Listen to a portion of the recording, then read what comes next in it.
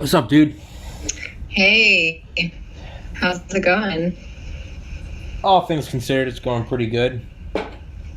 Dude, I had you on 2 Wednesdays ago. I've I know. I've done 20 episodes in that stretch. I'm Oh my gosh. I am burned out, dude. I have 5 days that I've scheduled off. I'm so excited to not do anything. My brain is fried. All right. Yeah, I bet. Yeah. All right. Yeah. So, do you want to introduce yourself again for those that didn't watch the last podcast? Yeah, so I was on here a couple weeks ago, and we got to talk a lot about powerlifting, about energy systems, trap slaps, business, so all that good stuff. It was really fun, and apparently we got quite a bit of questions from the audience, which is really cool. Yeah, more so than any other. Congratulations on the subscribers. Yeah, thank you. That's awesome. Yeah, no more congratulations to you, because every other podcast maybe had like 2 questions every like 5 guests. Someone would be like, "Hey, can you ask them that?" I got like 30 about yours, so that just blows the rest of them out of water. Yeah, so yeah, might do all of them, might not. I'm just gonna go through and find some of the more interesting ones. I'll leave their names out for privacy's sake.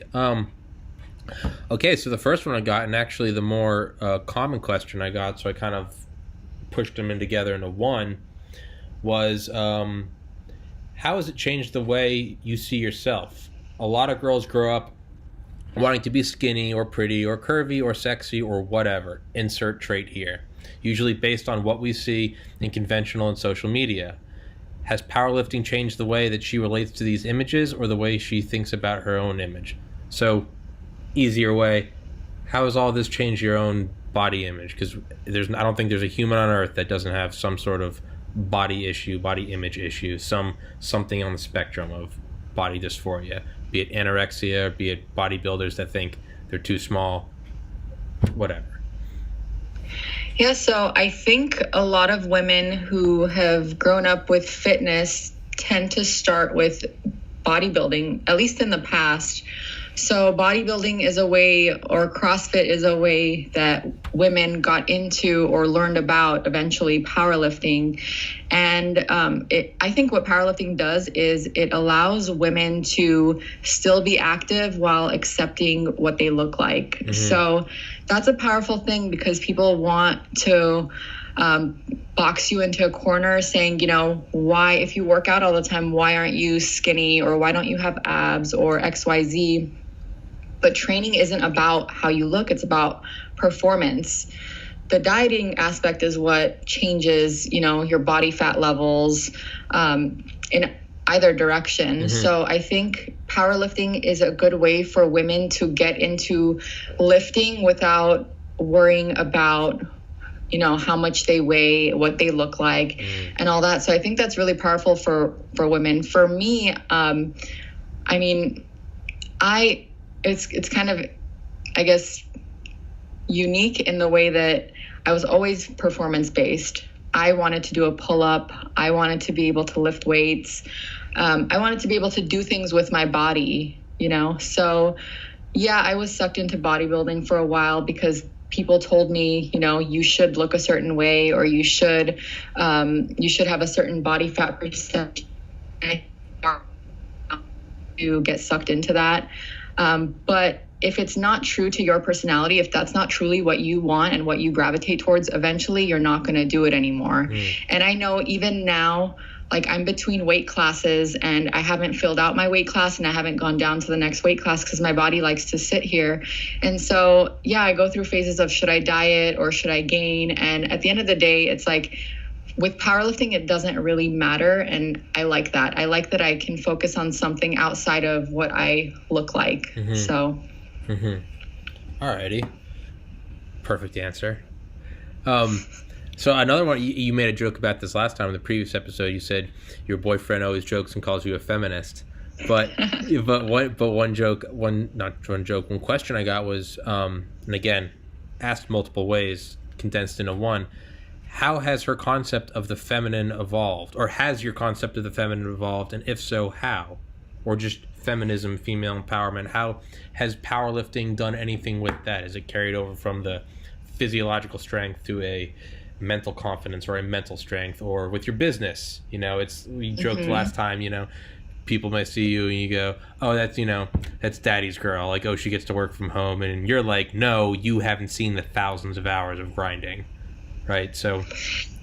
Yeah, for sure. So it's kind of a unique perspective because of my platform. I have to be careful about how I portray myself, because it does impact a lot of women. And before I was actually very critical of myself because I didn't look like I lifted weights, even though I was really strong.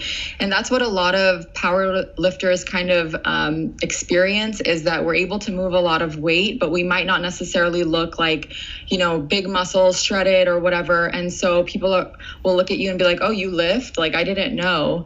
And it used to hurt my feelings, but now I like it. So like I said in the last podcast, I could troll people and be like, oh yeah, what is that? And then they'll never think I lift. And then I could show them and they'll be surprised by it. But I think it takes a long time and a lot of self-acceptance to be like, it's okay for me to look the way I look.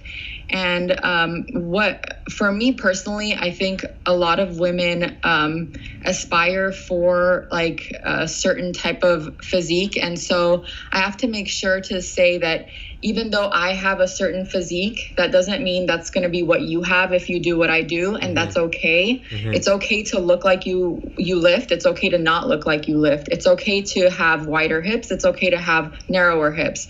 So I think what powerlifting has done for me is it's shown me that women of all shapes and sizes can do it, and they can look how they look. And there's not one thing that's feminine and one that's not, because if you're a woman and that's how you look, that's feminine, right? By that's a definition. woman. Yeah. So I have been told like I'm on the more feminine side, but that doesn't mean that that's the right thing, and it doesn't mean that that's the wrong thing. It's just how I happen to look.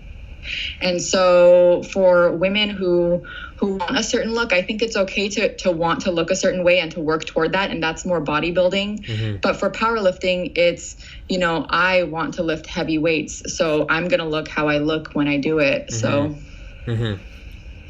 Alrighty. So this one is just kind of more of an easy question. What's your favorite exercise? What's your absolute favorite one to do in the gym? Like for what reasons? So I'm gonna go with squat, and typically it's been the back squat, but now I really gravitate toward the front squat, and it's because like gains are so hard to come by, and front squat was a relatively new thing that I incorporated regularly. It's very humbling, so I tried to avoid it. But once I started doing it and I started pressing strong, so full about moving, the gains have been slow for me at this point that doing front squats now, I'm PRing all the time, and it just feels really good. It froze up right when you said humbling. It froze until like 2 seconds ago. No, okay. I'm sorry. No worries. No, it's humbling to kind of to do the front squats and to be weak at it when my back squat is so strong. So I like practicing it now because now I make gains like all the time. I hit PRs in the front squat, so it makes me feel good to be back in the gym and hitting new numbers on a weekly or bi-weekly basis. So yeah, I'm enjoying it. I guess my own question, what is the difference between front squat and back squat? Is that like self-explanatory? Like kind of. So it's a question I like to ask my students because it's like a popular question, but it's also intuitive if you think about it. So back squat is just you load it on your back. Okay. So you can even do it with kettlebells if you hold them behind you, or whatever the loading mechanism is. It doesn't matter as long as the weight is behind your center line. So if I were to cut myself in half, it's behind. And then the front squat's the opposite. So if you're holding anything in front of you, dumbbells, barbell, whatever it is, if it's in front of you, it's in front of your center of gravity, right? So that's basically what the front squat is. It changes your mechanics a little bit. But you're basically in a very similar position. Is that, so you said you've been hitting PRs on a weekly or bi-weekly basis. Is that something that you think will slow down? Do you think it's for sure. Really? Of course. Is that crushing when that happens? Absolutely. It sucks. It sucks a lot. It's one of the hardest things about training for so long. I was actually talking to my boyfriend about it today. I said, I've only PR'd like 15 pounds on my squat. I have a big squat, but I've only PR'd 15 pounds in the last 5 years. Yeah. That's kind of embarrassing for me. So I'm like, I need to get it together and start moving more weight, because this is, it's becoming pathetic. I guess it's more, I guess it makes more sense for powerlifting. How do you break through like plateaus? Because I guess with bodybuilding, that might not matter as much as like if the visual is this, then no one cares. Like my friends who are bodybuilders, they talk about before competitions, they'll be sitting there with like 5-pound weights just pumping up, but that's all about how it looks. How do you break through plateaus in a field that really is? It's entirely numbers. Yeah, so honestly, what I've found is it's not even the program itself, it's how you perform the lift. So if you think about it, let's say for the back squat, right? You have a barbell on your back, and someone like me who squats in the 300 range, my leg press, people like to say, oh, I leg press this much weight, when people are like, oh, nobody really cares about the leg press. But think about the leg press. People who can squat X amount of weight can usually double or triple that number on the leg press, right? Yeah. So let's say we're being conservative and saying double. If you can move 300 pounds on the squat, but 600 pounds on the leg press, I'm sorry, I was about to say deadlift. I don't know if I mixed my words, but so what is the difference there? You're still using your legs for both, right? Mm-hmm. So if you could tell me one difference between the leg press and the squat, what would that be? Back muscles, right? No. Well, yeah, you're very close. Okay, so the leg press stabilizes you, right? Oh, yeah. So you're pressing against something, you're bracing against something, and you're just using your legs. So the legs have that power. But when you put a barbell on your back, you have... Exactly. It's stability. So you have from where the barbell sits to where your legs, for your main movers, where they are, that needs to be able to hold that weight and stabilize you. So if you have a weak core, if you have a weak back, if you're not able to stabilize under that load, you're not going to make it. Okay. But if you're able to stabilize, so a lot of what I teach is stability. It's how do you stay as stable as possible so that you can move that load. I'm not worried about your leg strength. I know it's there. Yeah. It's everything else. Okay. Right? Okay. So to get your like squat up, could you work around it? What would you do? Would you do like abdominals or obliques, or is that a way that you could sort of, I guess, dance around it if you feel like you're hitting a plateau? Absolutely. But so not so much that you would replace the squats with all that work, but you have to add that work. And so one of the reasons I do front squats is because of the loading pattern. So with front squats, you're going to dip forward, right? So you want to lean back into it. So it makes you have a more upright body position so that you can make the lift. Mm-hmm. And so with the back squat, it's the same thing. You want to keep an upright body position so that you don't fold over, so your hips don't shoot up, mm-hmm. right? So you want to get back under the bar. Mm-hmm. So having a nice strong back, even your upper back, your erectors, your core, all of that play a part in keeping you nice and stable. So a lot of back work is important. A lot of low back work, upper back work, and abdominal work for sure. All right. So is there anything what would leg press be utilized for? Is there still any benefit in there? Or is that something that's just kind of like looked down upon in powerlifting, like that doesn't really count? Or is there something that you could use that to your advantage? It's an isolation, so you can really just jack up one muscle. So is there a place for that in your training? Definitely. So I do like leg press. I do enjoy doing it, not just because it boosts my ego a little bit after not being able to lift very heavy, but I do think it has a place. I mostly use it as a bodybuilding accessory movement. So if I use my squat, I'm usually not doing my squat in high enough volume for it to be a stimulus for muscle growth. So my muscle growth stimulus will come from my accessory movement, like the leg press. And so you have to have muscle to move weight, but I don't want to be squatting, sets of 12. So I leg press sets of 12. Not right now, but I have in the past incorporated leg press. And also it's a good movement to do with one leg at a time in case you have those imbalances from squatting, bilaterally all the time. You can do some unilateral work and just work on, if you have a weaker left leg or non-dominant leg, you can kind of use a leg press and then match it with your stronger leg, kind of try to even it out. So does one leg get stronger than the other when doing is bilateral using both legs? I don't know any of the terms. Yes. Okay. It can. So how would one get weaker? If, just from my uneducated mind with this, if you're doing squats not on a machine but just doing squats, how would one leg get weaker? Or is it just like, having like a dominant right arm, like no matter what, like your dominant one is you're just going to be better with it, from wired to your brain differently to just, every little movement that you use that one unconsciously more? Yeah, so it can come from a lot of different reasons. So it could be from injury. So some people, if they have an injury to their knee or something like that and they want to build back up, it can also just happen from training. So think of it this way: if you're working with really heavy loads, your body works synergistically, right? So your muscles work in combination with each other.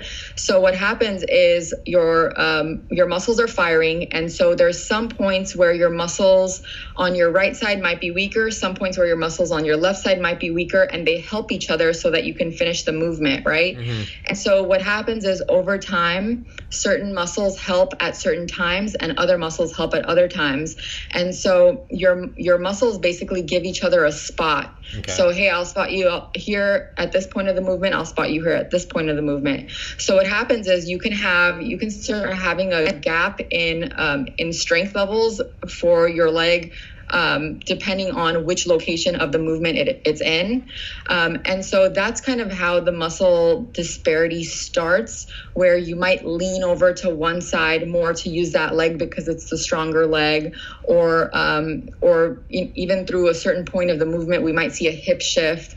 And so these types of things over time, where you do it so much, you start seeing, okay, I'm leaning more to the left, or my left leg is bigger, or whatever it is. And so a way to correct that, there's two ways. I like to correct it either by just mentally cueing, like just use the other leg. Because your brain is telling your body, right? Yeah. So just tell your body what to do. But that's hard for a lot of people. So then you can go in and say, okay, just do single leg work, build that up so that you can build that better connection with that muscle, so it can get stronger, and so that maybe you're not afraid to use that leg a little bit more. Feel like you're going to use it. So it depends on the person and why you have that weakness there. Okay. You know far more about this stuff than me. That's why I'm having you on. I do it so much every day. Yeah. If you only have a little bit of time, less than 30 minutes, what do you do for the most impact? What do you do to get the most bang for your buck? If you just, for whatever reason, you got a million things going on and you only have a little tiny slot in there, what, if you do anything, what do you do for the most impact, get the most out of your workout? What? I was about to say I would take a nap in 30 minutes. 30 minutes for me is not enough to even start my workout. Honestly, my workouts they should be between 2 and 3 hours for me to get anything out of it. I don't think that it's that way for everyone, but for me personally, that's what I would have to do to really start seeing progress. I would also in 30 minutes take a walk or work on my recovery, work on my cardio. Those are the types of things that I would work on in 30 minutes. Because you have to understand that with powerlifting, by the time I warm up, because I'm working with heavy weights, by the time I warm up, 30 minutes has passed already. Okay. So I have to be very careful not to jump right in, because my body has to move the right way. And I have to make sure that I'm letting it move the way it needs to before I work with the heavier weights. Okay. So definitely take a walk, go do cardio, take a nap, eat a good meal. Recovery is everything. So you don't want to jump into it, because I'm just guessing you could really hurt yourself if you're not lifting the weight that you lift. Yeah, you could really hurt yourself if you're just like, let's just jump into it real quick. Let's just. Right? Yeah. And not even that, but if I don't hurt myself, but I just get through my training, not paying attention to how I'm moving, I'm not really building the best movement patterns, right? So I'm trying to teach myself every time I go in and do a rep to do it the exact same way. So if I go in and start erratically moving, I'm not teaching myself anything. So a lot of what I do is like, how am I moving? Make it the same every time. Because when you go to competition, you basically get judged for how it looks. So if I'm not squatting to depth, or if there's up down movement, or whatever mistakes I can make, I don't want to make those in training, because I feel like it can translate into competition. So in competition you get judged on movement too? I thought it was pure numbers. Kind of, because they want to make the exercises as equivalent amongst people as possible. Sure. So there's certain things they look for, like depth, squat depth. So it can't be super high, because then what's a squat? And so they have their own definitions for squat depth. So for USPA, it's the hip crease has to be below the top of the knee joint. So you can't have some butt is in the air past a squat, because then you'd have people hitting world records left and right. But so yeah, there are certain things that we look for, including like up down movement. So if you're going up and then you dip down and then you finish it, you get called for that. So what's like the best you've ever hit on like an incorrect form, like ego boosting, like leg press? Have you ever just you just go down an inch or so, but you're like, okay, I just squatted a ton, like a literal ton? Oh man, I haven't, but that sounds fun. I think you definitely should. I should try that. Yeah, just mental. I don't know. Maybe you do like a visualization exercise. Be like, this is what it would feel like to squat 600. Like, I don't know.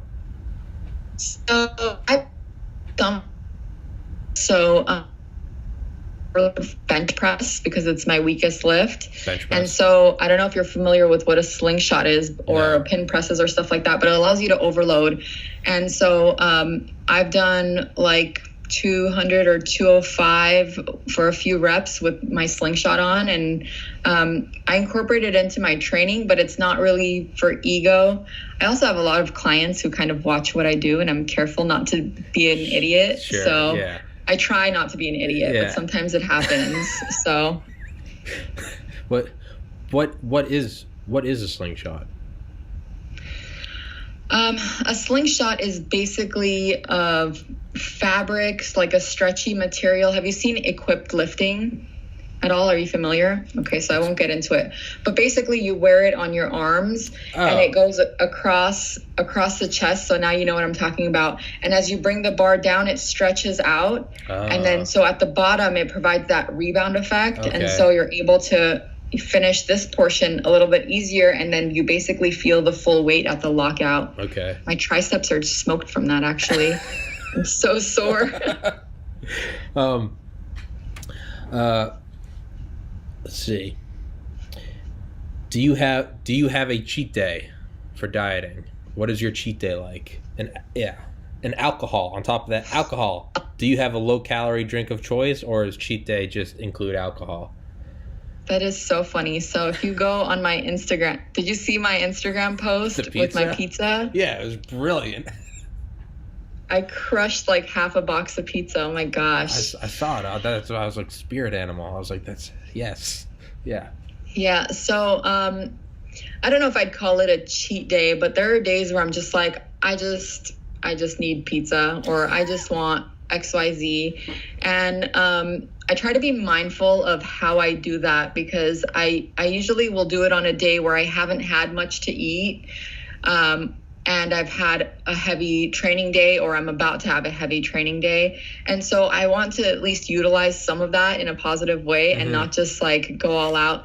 And so I balance that with just eating well most of the time. And so my cheat will be like just one meal where I just eat whatever I want. Yeah. And then in terms of alcohol, so me and alcohol are friends. So I think anyone who has like high stress in their lives has something, you know? Yeah.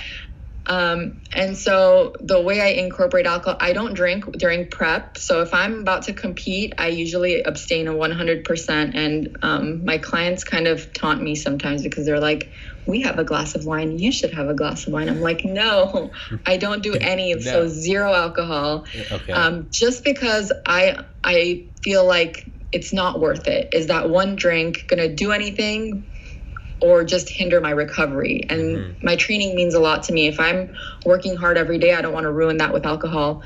But on the flip side, in the off season, I incorporate alcohol. So I basically, if I have, let's say I'm eating 2,000 calories a day and I want 500 calories from alcohol, I'll just take that out, and then the rest of my day will be the rest of the calories. So try to prioritize my protein goal for the day, take the calories from carbs and fats, and use that toward alcohol. Sometimes I go over. My thing is, once I have alcohol in my system, how do I stop myself from rating? That's what I was going to ask. Is when in the past when I've dieted, I'd be like, okay, I'd be like 1,800. When I was at like my heaviest lifting, I'd be like 1,800 just for, you know, protein and shit, and then I'd be like, alcohol's the rest. But it's a catch because then you have 1,000 calories of alcohol. So if you have 10 shots of vodka, all of a sudden there's no like, and then we're not gonna eat BS. You're like, Five Guys, Pizza Hut, you're like, get it going now. Tip the pizza, tip the delivery guy double. Tell him to get here now. Yeah. So how do you do that, or is it just? Do you just accept that as like a fate? So here's the thing, and this is what I tell the girls. We all have lives, you know, we all have social events and stuff like that. And my whole thing is, you got to pick one. Are you going to eat like trash, or are you going to drink? Because you can't do both. And here's the thing, if you eat like trash, you need more alcohol in order to like compounds. But if you're not eating like trash, you have a couple drinks and you're good. You get the effect of the alcohol without drowning in it. And so the problem is afterward, how do you convince yourself not to have the pizza and stuff? So lucky for me, I'm lazy. I'd never go out of my house for anything if I don't have to. So I don't go and get any junk food at all. If I have junk food at the house, I'll probably snack on it. But I don't usually keep it. So I kind of inhibit set myself up so that I don't do anything too crazy. Yeah. But I have I'll start cooking and stuff. It's stupid, but I'm like drunk cooking. I shouldn't be given a knife, but I use one anyway.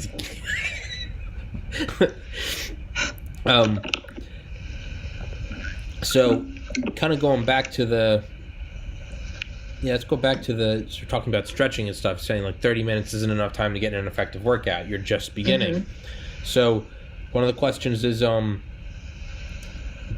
I have to stretch if I'm doing powerlifting or lifting at all? Do I have to stretch? Do I have to stretch briefly? How important, in all caps, do I have to? Okay. So another thing we kind of cover in the courses I teach, so stretching is kind of a means to an end. And what I mean by that is I don't like to use that specific term. I like to say mobilize. Okay. So, and the way I kind of define it is stretching kind of refers to muscles being stretched. But the muscles, you don't necessarily want them to be stretched because you lose the rebound effect, right? So if you think about like a slingshot, if you have a tight slingshot and you pull it back, it'll have a farther reach, right? But if that slingshot is loose, if the band is loose, then you're not gonna have as much of a powerful output, right? So it's the same for muscles. You don't want them to be too loose because then you won't have that reflex. But what I do like to do is mobilize, and what that is not for the muscles, it's for the joints. Okay. So meaning your ankles for squat, your ankles, your knees, your hips mainly, right? So, and then your shoulder, because you want to get back into that position. And so I do mobility work that gets those joints in the positions I need them to be at the bottom of a squat. And as soon as I can do that, I'm good to go. I don't do extra stretching in addition to that. How long does that normally take to do? Depends how much tightness I have, but usually no more than like 10 to 15 minutes. Okay. And so kind of on that same line of thought, you said it, 30 minutes, I'm just getting started. So I don't know how to word this. Is it kind of on the same spectrum of stretching or mobilizing? What do? Do you start with lighter weights? Is it what's the rationale behind it? Or do you go start big because you just get it all out of the way first, or is that a terrible mindset? What do you do? So the answer to everything is it depends, but I'm going to give you an example. Okay. So if I'm coming into the gym and it's a cold day, I will hop on some cardio machine. Usually my bike is my favorite, or elliptical, or whatever it is, rower, to get my core temperature elevated. Okay. I don't do this in the summer because my temperature is already higher than it is in the winter. So if I need to elevate my temperature, that's what I do. So that doesn't take any more than 5 minutes at a moderate pace, or even at a slow pace, depending. And I'll do that. And then I will do body weight movements, like a body weight squat, see how it feels. How is my body moving? And then from there, I'll do foam rolling. So foam rolling, I do briefly through my whole body. It makes me feel good, loosens some things up. And then I foam roll my calves, because you're walking around all day, you get knots in your calves. I have really tight ankles. It really helps me mobilize my ankles. And then I'll do my my mobilization routine, which I have one on YouTube. If people are curious, maybe you can link to my mobilization for my squat and bench. I have both of them on YouTube. And then once I do that, so the mobilization routine, I'll get back under the bar. So just empty bar, see how that feels, see how I'm moving. And then if I need to do more, then I'll do more at that point. And then from there, I do the bar for several reps. And then I work up in weight and work down in reps. And as I'm doing that, I start putting on my gear. Okay. So gear meaning my knee wrap, my knee sleeves will go on first. Usually I'll do a set with just my knee sleeves, usually barefoot, because I have to take off my shoes to get my sleeves on. And then I go with just my sleeves and my shoes. So I wear specific shoes for squats. And then I'll do a set with that. And then I do, the next set might be one of my last warm-up sets. I might do it with my belt. And the belt is one of the last things I put on. And then if I'm doing really heavy weight, I'll use my wrist wraps. So usually I just don't like wearing them, but I should. I'll put on wrist wraps. So I kind of have this sequence that I go through, and I slowly add in my my equipment as I get more intense. Okay, so I just question off the top of my head, what are the benefits of using? Can you use all of that equipment during a competition? And you can. And absolutely, okay. Yeah. So there's no problem with training with it and then having to not use it. What all is it? I guess very basically, does it just help you perform better with certain movements, or does it help restrict poor movements? Like you can do everything, but it won't let you do X, Y, and Z and hurt yourself.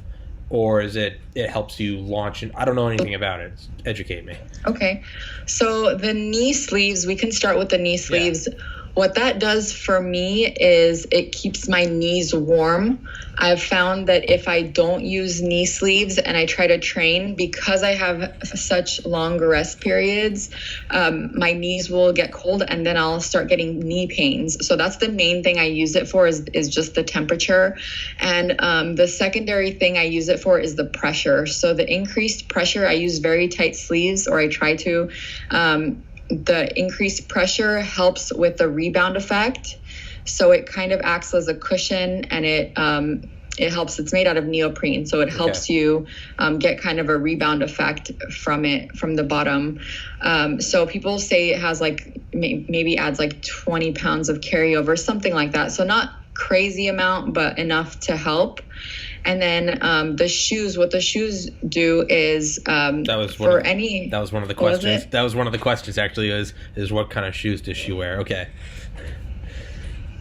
Awesome. So I tell people if you're doing strength sports or any type of lifting, you should probably wear flat canvas shoes like Chuck's Vans, something that's not cushion, because the cushion is for running because it's impact. It's supposed to absorb it, right? So if you're trying to exert maximal force, you should have as little shock absorption as possible. And so the closest to not having anything is having something flat. So that's what I use for most things.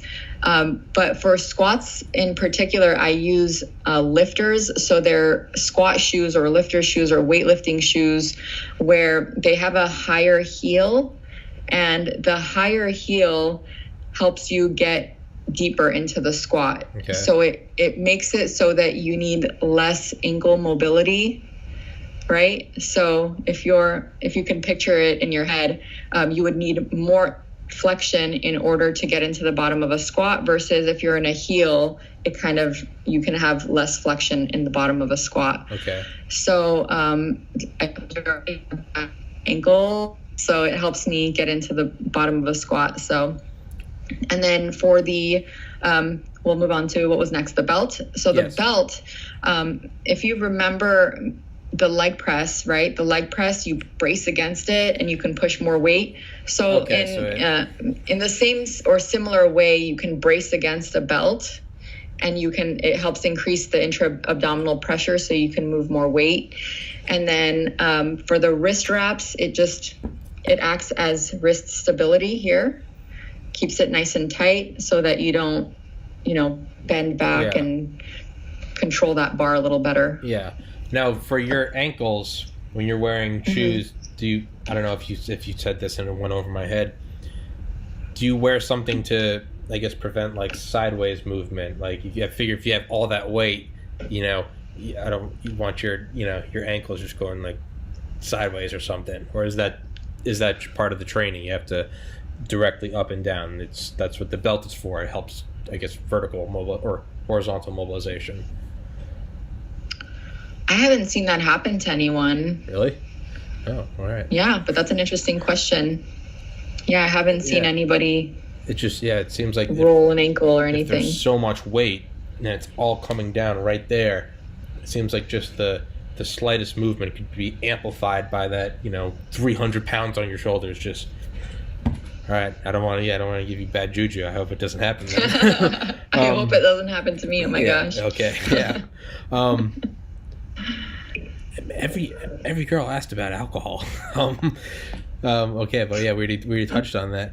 Thoughts on Instagram fitness pages and which ones are fake, but I'm not entirely sure what that means. Is it okay, or I guess how can you tell if it's genuine advice, or do I just need to do an online like yourself? You said you have online clients. So yeah, I guess I'm not entirely sure what that question is, but I think I have a little bit of an understanding of what they're asking. Like, who do you follow on Instagram? Who's a good person to get advice from? There's a lot of good people on there, but for the most part, it's hard. It's going to be hard to tell who to follow unless you're a professional yourself. Mm-hmm. And there really is no aside from entertainment, there's no real reason to follow people on Instagram for information, because that's just not where I would go for that. But people do, because it's kind of convenient. Oh, I get entertainment and education. You got to be careful with that. And even myself, I've had to dial back on the trolling that I do. I'm a giant troll. I get it from my dad in my defense. So I blame him. If you have questions, go to him. Trolls life. I get it. Yeah. And so it's just in my personality. I assume people understand, which is a false assumption. That you're joking. But I posted like wood glue, and I said my favorite face wash, and like I assume that people understand kidding, but who knows if there's someone who's like, oh, it's face wash too? I can go out there and it can double as face wash and I could glue my wood. Yeah. There's people out there who will take things literally. So you have to be careful. Not everything translates over Instagram. I'm lucky enough, I work with a lot of really smart people, and so they're like, oh, Mel's is just in her troll mode, let's ignore her. So it's not a good place to get information, and that's not where I like to go to give information either. A lot of people don't see this side of me, because I'm not on IG preaching, oh, this is how you do fitness things. I don't think that's the place for it. Yeah. What I do use Instagram for is to showcase my clients' successes. So on my team page, Team Powerlifting, if they have competitions, I'll post their results. I'll post videos of, people training, or sometimes I do demo videos if I get asked a lot, but usually it's just showcasing things. I'm just showing you what we're doing. I'm trying to teach very much on there, because part of what I do is I customize training programs for the person, and there's so many ways to do something. So if someone does a squat and it doesn't reach parallel, is that wrong? And a lot of powerlifting pages say yes, it's wrong, because that's not how powerlifters do it. But what if I'm not a powerlifter? Yeah. What if you're just doing squats? Play football? Yeah. What if there's so many what ifs. And so I'm not going to go on there and say this is how you should do things, when there's many ways to do something. Now I can say how I do it, how a powerlifter does it, or why I've prescribed it a certain way. But beyond that, I really think the people who go on there and say there's one right way and there's one wrong way, they want to kind of attract those same extremist type of mindsets, because it's kind of a sexy thing to say, you're wrong, I'm right. Yeah. I know more than you and all this stuff. And I don't think it's the place for it, because you can argue anything to death. And I'm not about to use an entertainment platform to argue over something, So to answer it's a multifold question. To answer the second part, is online coaching worth it? So, or who do I go for online coaching? There are certain... go to Mel. I'll try to help you if I can, and if I can't, I'll refer you to someone. So there's certain things to look for with an online coach. One of them is client results. I think that's the most important one, because it doesn't matter what the person looks like. I see so many fitness Instagram coaches that never post client results. And what that says to me is, you look good, or you are strong, or you do this or that. That doesn't matter. Yeah. What can you do for me? Because I'm paying you to do it for me. That's one. Second thing is, so I would look at the clients and see what exactly, because people can find pictures of transformations and post it and pretend it's their own. Do they link back to their clients? Can you see what their progress has been like over the years? Okay. Can you see what they've done to achieve that? And is it achievable for you? I think it kind of sucks. I get a lot of my clients say, oh, well, this coach posted a transformation. In 6 weeks, the client has abs. And to me, it's like, it kind of sucks that you did that, because now my client feels like they're not getting what they should get out of their training. And they're not realistic goals. This person could have come from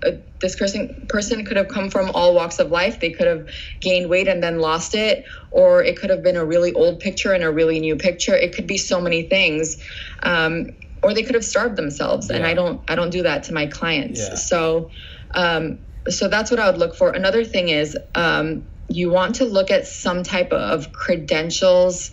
And I say that very carefully because people like to harp on credentials like they don't matter, because you can know things without credentials. But I always say, if you know it, go take the test, right? If it's so easy, go take the test. Are you telling me that you're lazy? Yeah. That you're too good for the test? What are you telling me? Yeah. So I think that's a poor excuse. If it's so easy to get the credentials, get them. That's important to me. Another, there's so many things I would look for. Personality is huge. I noticed a lot of accountants, a lot of nurses gravitate toward me, usually a lot of crazy people. They're going to be watching this, so shout out to my crazies. There's a certain personality that gravitates toward a certain type of person, right? And that's because I'm a very data-oriented person. I'm a numbers person. I'm a spreadsheets person. People are going to love working with me if they love stuff like that or if they gravitate toward that. But there's certain people who will not like that. They won't want to fill out the spreadsheets. They won't want to send in videos. They won't want that data type of feedback. So they would have to find the type of person who fits their personality. Like I have Stephanie, I've talked about her in the last podcast I did. She's similar to me in a lot of ways, but she's also very different. So when I talk to a potential client and they say, I have poor habits centered around food, I don't deal with those types of clients. Stephanie's amazing with those types of clients. Because for me, food is numbers. Food is you put something in and it gives you something out. Yeah. And the emotions tied to it, the habits tied to it, Stephanie's really good at reprogramming people in that way. And so I think she's perfect for that. So it depends. So personality. And then, of course, price. So that's a really important thing. It's an important factor to consider. I've seen people pay atrocious amounts of money thinking that they're going to get better results. I want people to think of training as this. Okay, so you're going to get what you put into the program. It doesn't matter if you pay $5 or $5,000. You're not going to get better results based on that money. What you're paying for, yes, it's the person's experience, it's the person's education, it's the person's knowledge, the time they're going to spend on you. But beyond that, more isn't better and less isn't better. So when you're figuring out that the budget for yourself, I think it's a very personal thing. Find someone who fits within your budget and then see what your needs are. Like, do you need constant encouragement and support and contact? Do you need phone calls? Do you need in-person video? There's so many factors to consider. And I wish I could do things for people for free. And I totally would if I could, because I realize there's people who have budgets. There's people, and because more who have not as much of a socioeconomic foundation. So if they come from a poorer background or they are less educated with nutrition and fitness, why should they not have the same access to resources as someone who has more? And so I think that really sucks. And I think it's important to cater to those people too. But I hate that those types of people do fall into traps where they get played out of their money, they don't trust the fitness industry, and they quit. So it's a double-edged sword. And part of how I kind of try to get around that is offering different price packages for people. So on the lower end, pay $5 or like $24 per month for training program and guidance. On the higher end, you have the one-on-one, in-person, video, whatever it is. And then in the middle, you have templates. I'll write you a program, follow it, at the end of it, see how it was, and I could write you a different one. So it's like all people from all walks of life can kind of utilize it depending on, on their budget. So what I was gonna say, what are your favorite types of clients? But I don't want to put other clients in a position of feeling like they're not your favorite. So That might Oh, not- I'll tell you. Okay. I don't mind. Yeah. Shoot, I got my clients honestly are like a second family to me. Okay. Like we're so close. I talk to them all the time. I tell them my feelings, you know, like, and I feel like we have that trust because I know they trust in me, I trust in them. And so I can say, I like this about you and I like this about her. And it's like, okay, we all have our strengths and weaknesses, you know? So I like, since I'm such a data numbers person, I like people who can give me very specific feedback. So I like people who can execute, who can be very mindful in their delivery, who can provide me feedback in a timely manner. I'm very kind of controlling sometimes, and I like things to be a certain way. And so I was actually giving one of my clients grief the other day. I turned it into a boys versus girls debate. It's really not. It's a personality. But I was like, look, my girls follow directions so well. My boys don't follow directions at all. And they do whatever they want. And it's obviously a joke, but there's a trend there. Okay. Yeah. That's all I'm going to say. And so I tend to find that women are very meticulous, very thoughtful, very understanding, and they want to do well. And so they follow directions. I'd rather if someone doesn't do well, I want it to be my fault, sure, not theirs. Sure. Because if it's my fault, I can change it. If it's your fault, I have to yell at you and then I'll feel bad. Right. And so I was telling one of my clients, I won't name names, but I was like, listen, you did something you weren't supposed to. If you don't do well in your competition, I'm going to come after you and put some fear in there. And he did what he was supposed to do. I was really happy with the outcome, but put the fear of God in him. Yeah. So there's definitely a type of client that I really like. I like all my clients. So I can't pick on any of them and say I don't like this, because I like all of them. If I didn't, I wouldn't work with them. Yeah. So well, being one of four boys, I would argue that there's a certain level of chaos and insanity that comes with a group of males, for better or worse, but like nonetheless just a certain level of do the ego. Opposite. I went to private Catholic school. I had long hair because I wasn't allowed to have long hair. The second I went to college, it's been this way for 10 years. It's because I no longer had, so certain just inherent jerkiness, Okay. What about the infamous back fat in the bra strap area? Is the feared back fat? Is there any way to combat that, or is that just calories in, calories out? So all fat is going to be genetic in terms of where it lands on your body. It's unique to the individual. You can't spot reduce except with surgery. So, fortunately and unfortunately, you'd have to go under the knife if you were to specifically reduce.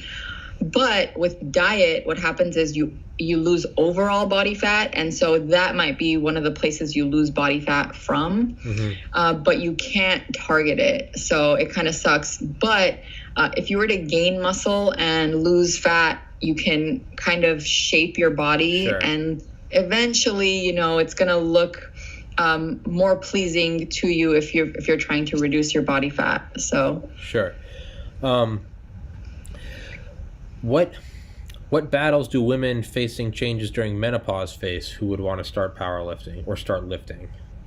Are there certain things that they have to approach differently than younger women would? So it's a very interesting question. A majority of my clients have already experienced menopause or postmenopausal there are benefits and drawbacks to that. And so when you're going through menopause, I think everybody experiences it a little bit differently. But post-menopause, there can be a bunch of positives and negatives. So your hormones change, right? But your hormones are also a little bit more stable in terms of you don't have that cycle of like, okay, I'm strong, okay, I'm weak, I'm strong, I'm weak. So it's a little bit more stable. And in terms of your hormonal balance, you could be the type of person who, and it's again genetic, where you see more strength gains just because maybe your testosterone's a little higher, your estrogen's a little lower. And then what I like to say, I think it's great to age in this sport and in bodybuilding especially, because if you look at a younger bodybuilder, they have more subcutaneous fat versus someone older. They start losing the fat underneath their skin just naturally due to aging. And so you could see their muscles better. They look leaner, so there's that positive too. So I don't see it as a bad thing to go through the aging process. It's actually, there's a lot of benefits that can come from it too. So. Okay.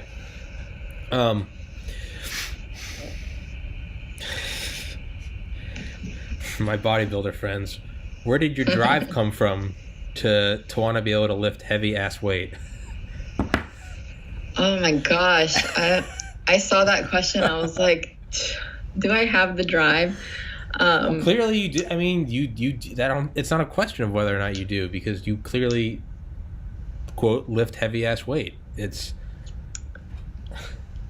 I mean, I almost feel like I have no option. Like, what do I do if I don't lift heavy weights? When I first started, I had no intention of lifting a massive amount of weight. I had no concept. I remember being at my college, my university gym, and like I just crushed 95-pound squat and 155-pound deadlift. I remember the picture. I took a picture of my foot on the deadlift bar, and I was like, I'm a badass. And now, after working with so many women, I'm like, some of these women lift more than that their first day with me. And I felt so accomplished after months and months of working. It's just a difference of like genetics, what you've done before, all that stuff. But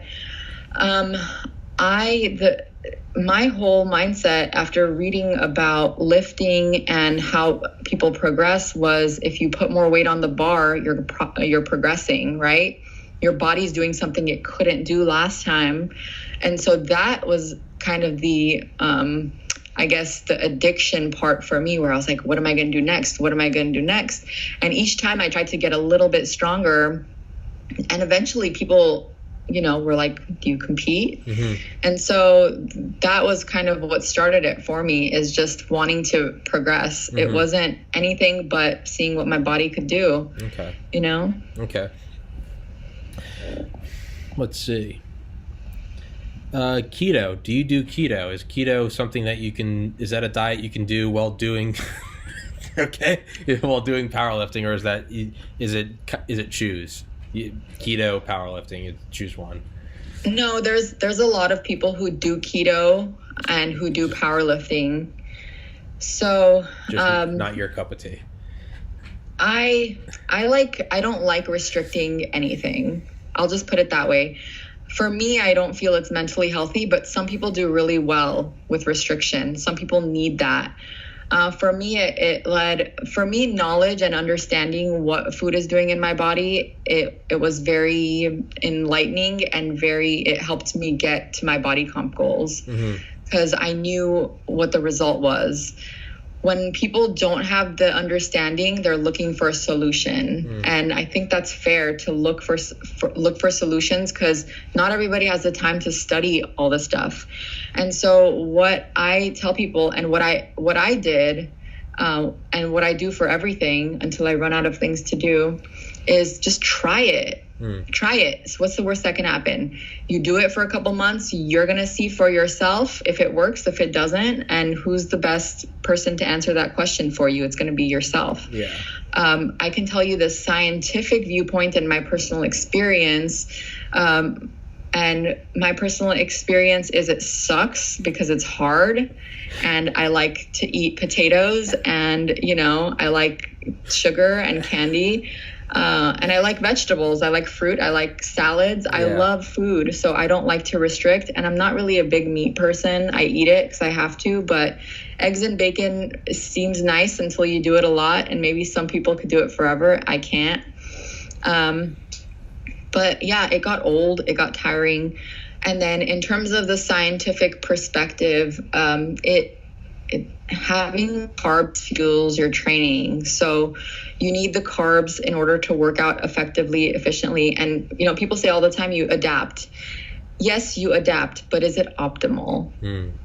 That's the question you need to ask. And when you're at the elite levels, you need to think about optimal. And what I hear often is, well, during competition, I'll carb up, but aside from competition, I'm going to do keto. So you admit that you carb up because it's important for your performance. But you refuse to have carbs in your system during training. Which if your performance increases during training, you're going to have a significantly greater training effect during competition. But you're eliminating, let's say you do 3 sessions per week for 12 weeks. That's 36 times you could have had better performance that you didn't. But it just doesn't make sense to me. If it's something that helps people control their weight, control their whatever, I'm all for it. Whatever makes people happy. I think I could see the scolding coach come out. I was I was just asking the question. Don't kill the messenger, Tommy. If you don't do this, and if you okay. Okay.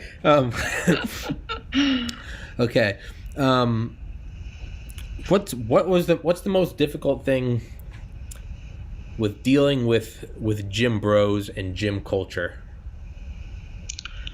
I'm not entirely sure what that means, but then again, I'm a guy, so I totally get it. Okay. I have a rant video on my YouTube about that. It irritates me to no end. There's a lack of respect. And I don't think they even realize it. So I don't think that it's their fault, but it's still annoying to deal with. And so, and I think gym, you can actually speak on that behalf if people are disrespectful in the gym.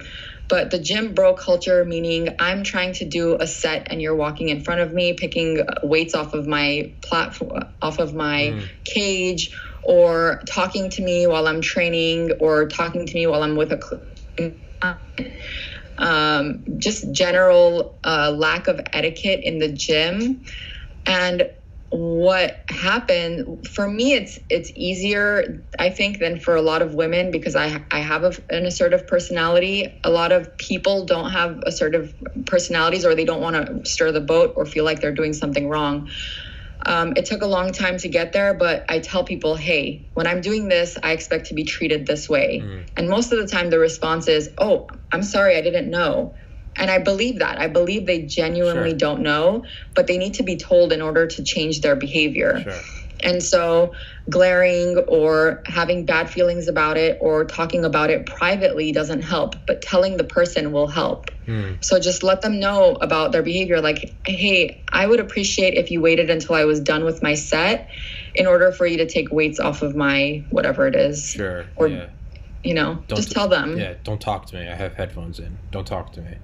I feel like that's a universal, sign language almost. It's just dude, headphones, I don't want to talk.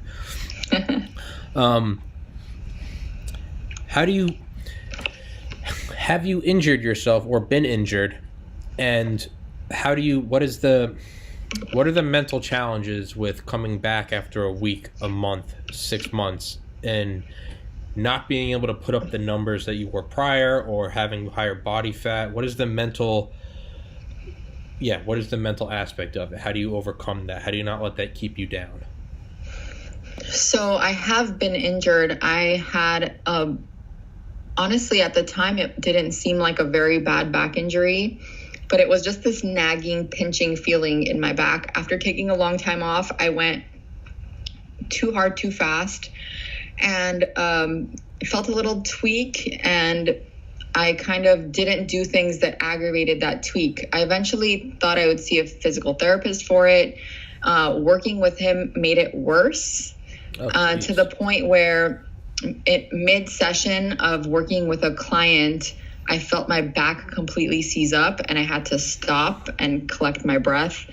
And I thought I would never be training again, never train people, never, because it was to the point where I was in so much pain. I had a desk job at the time. I would get up from my desk and go to the bathroom every so often to cry because I was in pain from sitting, standing. Nothing comforted the pain. Crazy enough, I went hunting for a chiropractor. I said, I walked into his office. I said, I want to interview your chiropractor, which is like, so I have some nerve. I was about to say, back to assertive personality coming in. I have some nerve, honestly, but I was sick and tired of dealing with chiropractors who didn't give me care. Sure. And so they're like, oh, sure. The guy took me back and we talked for so long, for probably like an hour or 2 hours, told me about his kids, the people he worked with. I was like, oh, this guy's awesome. And so he took me back. He's like, I'll just do your consult right now. He had like a 2-week waiting list and he spent all that time with me. And he did my consult, and literally within 2 weeks, he fixed my back. That's and I amazing. never had the pain again. That's amazing. And this was a 2-year pain I had. That's amazing. Yeah, so it was crazy. And so I know the feeling of feeling defeated and feeling like am I going to be disabled? Am I going to have people care for me? It was that bad. And so now I don't think about, oh, when am I going to be able to make those gains? I'm appreciative of the fact that I could do anything, including work, including train. I have so much appreciation that I have all my limbs and that I'm healthy, and that and I knew the strength would eventually come back. I had no idea when. And my first meet, when I got back, my first competition in New York, after that injury, oh my gosh, it's so emotional for me. No, it's fine. I lifts because I hit like all the New York state records. Holy and like cow. I was just in disbelief. People thought I hurt myself because I just started crying after deadlifting. I was just like, oh my God. You're so happy. I was just so happy that I could even do anything. And I never thought I would have competed again. And I have so much appreciation that I could do anything, that I don't even think about the things I'm not getting out of it. So I don't think I can follow up with any questions after that. That was beautiful. That was amazing. That was you broke New York State records. That's insane. I did. That is insane. Yeah, it was insane at the time. Yeah. That's very insane. Well, I don't want to give away her identity, but she's an extended family member that did powerlifting and injured herself, and she said those are her questions, really discouraging. Mm-hmm. So you just need to say, shout out Colleen. That'll help her. Shout out Colleen. You can do it. I believe in you. She will love it. You have no idea how much that will mean to her. We have other questions, but I don't think I can. That was too good. I don't want to go back into. We can end on that note. Absolutely. I don't want to. Yeah, I'll be like following up. I'll be like going on after like Justin Timberlake and being like, here's my song that I wrote. It's like, nope, that was it. That was beautiful. All right. Thank you so much for doing it. At Mel's Moves, I'll find that YouTube video of your mobilization. You said there are 2 of them, correct? Yeah, I'll send them over to you. Okay, that, and I'll put all the other links as last time. Thank you so much for doing it. Thank you. Thank you very much. Thank you. That was inspiring. It's a pleasure. That was inspiring. All right. You have a good one. You too. All right, have a good one. Bye. Peace.